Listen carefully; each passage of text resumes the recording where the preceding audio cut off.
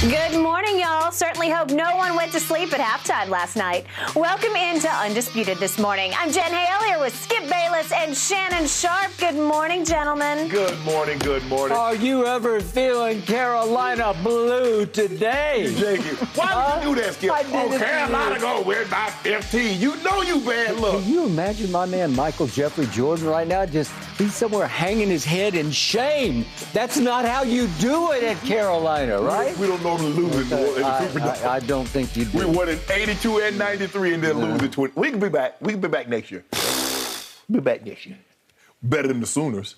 That's for sure. And don't call it a comeback, guys. Oh, y'all baseball team. Y'all a baseball program now. Well, until this past weekend. But go ahead. Again? We lost to Tennessee, but go ahead. Let's jump right into it, guys. It's the story of the day. The Kansas Jayhawks, congratulations. National champions after defeating the Tar Heels last night, 72-69. Kansas overcame a 15-point deficit at the half. That is the largest in national championship history. Jayhawks captured their first title since 2008. Meanwhile, UNC, they ran out of gas in the second half. Just could not keep the momentum rolling after that huge win versus Duke in the Final Four. Emotional letdown, maybe? Shannon, did Kansas win it, or did North Carolina blow this one? Carolina blew this one, Skip. They didn't handle the pressure in the second half. And if you watch Kansas throughout this tournament, Skip, they come on, they turn up the intensity in the second half as far as defensive pressure, and they get out in transition even better than what they did in the first half. I thought Carolina did a great job in the first half of neutralizing some of that transition for the simple fact Carolina owned the boards. And we talked about this, Skip. You were like, look, they're a big team. They're going to own the glass. And they did a tremendous job. They had 24 offensive rebounds. Let that sink in. They had 24 offensive rebounds. Kansas had 27 defensive rebounds as a team. Well, look at the final rebounding totals. Plus 20. Well, it's 55-35. You can't win that game? That was the only reason they were able to keep the game close, was because of the offensive rebounding, because they shot the ball so poorly. In the second half, Skip, Caleb Love was 4 of 18. R.J. Davis was 2 of 7. Armando Baycock. Now, I understand Baycock, he was not himself, Skip. He was gutting it out on that bad ankle. He gave him what he could. He still had, 13, 14 rebounds. He played as well as he could. But in the second half, those three combined to go 6 of 31 for 19%. For the game, they were 13 of 54 for 24%. Well, Skip, if three of your best players, the guy that you're really counting on, plays that bad, it's going to be hard for you to win a ball game. I thought Hubert Davis should have called a timeout earlier. I thought he was waiting for the TV timeout, but you got to quell that run, Skip. You've got to stop some of that momentum. And it seemed like R.J. Davis and Caleb Love, they kept trying to get 5 and 6 points back on one shot, instead of working the offense, putting them in a high pick and roll, and getting to the basket. But Carolina, I don't know what Hubert Davis thought at the half. A team is down by 15. It's just like in any sport, Skip. If I'm down in baseball, I'm going to have to be a little aggressive on the base pads. If I'm down in football, I'm going to have to turn up my defense. You're up first. Let's force a turnover. Let's get the offensive short field. And what did Kansas do? Carolina got the ball, first possession, force a turnover. And then they come down to like 2 possessions later. They bring pressure, and the guy steps over the end line. Now it's Kansas ball again. I just felt the Tar Heels did a terrible job of handling the pressure that Kansas brought in the second half, almost as if they didn't expect it. Full court. It was full court, man-to-man. Because I got to, Skip. It wasn't trap zone or anything. It was just man-to-man. Just picking them up, and it just caused – they got 4 or 5 quick turnovers, which led to transitions, which led to all of a sudden Kansas is back in the game and feeling good about themselves. So for me, Skip, yes, I don't want to take anything from Kansas to play as well as they did the second half. They shot the ball extremely well, but it became mental for the Tar Heels. But Carolina, the Tar Heels blew this game. There's a reason why this is the largest come-from-behind victory in championship game history. They blew this. They had an opportunity to put their foot on their necks, and they allowed Kansas to stay in the ball game the second half. And once that second half took off, Skip, that pressure, it was just too much for them to overcome. Tar Heels blew this one. And then some. In all my years of watching and covering March Madness, Final Fours, my first one was 79, Magic Bird, Salt Lake City. I have never, ever seen anything like what transpired last night in New Orleans. I saw the greatest championship game ever played in 1982. I was sitting in courtside in the front row and it was a freshman named Mike Jordan making the shot to win the game against Georgetown, and it was arguably the greatest collection of championship game talent ever on one court with Worthy, Jordan, Perkins, and Ewing. And Sleepy Floyd, who was a very good NBA player. Oh, yeah. I think he got the record for the most playoff points in a quarter. He dropped 52, might have been on your Lakers. That is correct.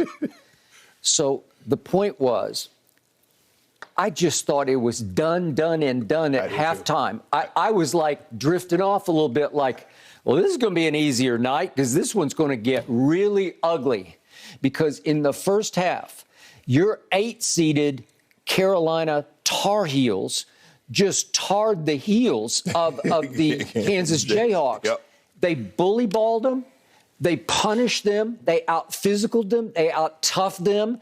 They out-he-manned them. It looked like a man against boys mismatch to me because your team can be so physical and so aggressive on the backboards. Yes. And again, it stood the test of the whole game. 55 to 35?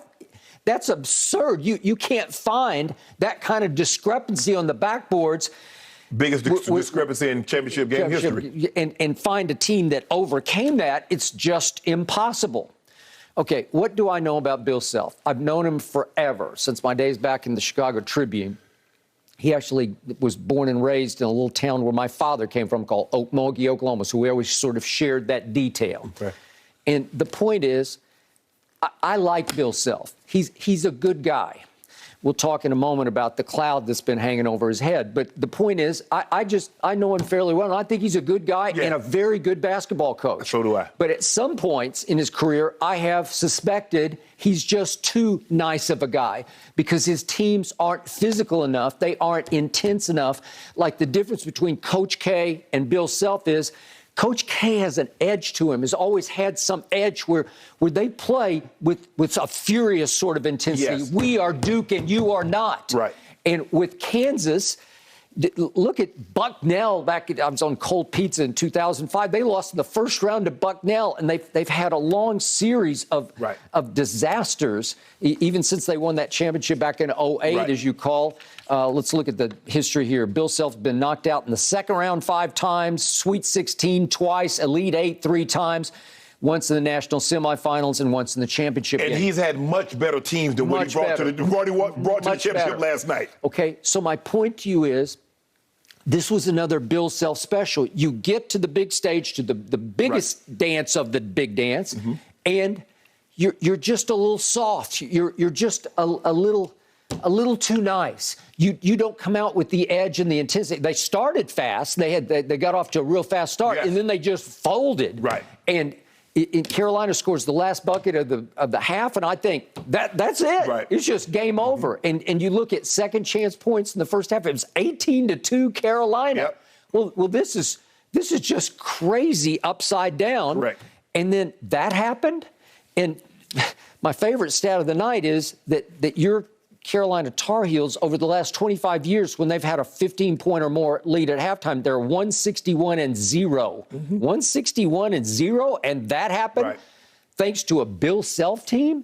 It's hard to believe. But as I always say about March Madness, it is madder than March, in large part because that three-point line is closer than the NBA's three-point line. And because of it, it's not much more than a free throw. Right.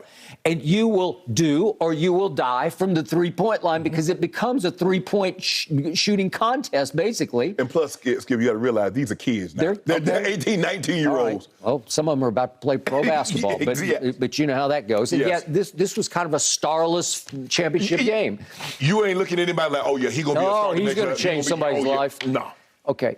I did love what Caleb Love had been doing through the tournament because he's 6'4", and he plays with a power and a strength and a conviction that had me saying, you know what? He just might be able to do a little more in pro basketball than you think. Right. Until last night. And to your point, in the second half, he takes 18 shots in the second half. That's a lot of shots for a game, really. 18 shots, and he made 4. Right. And in the second half, they go 11 of 40. Think about that. That's 27.5% from the floor. Yep. I mean, that's way below Russell Westbrook, right? I mean, that's horrendously bad. Meanwhile, Kansas is going 57.6% from the floor on 19 of 33. Okay, well, if you got that kind of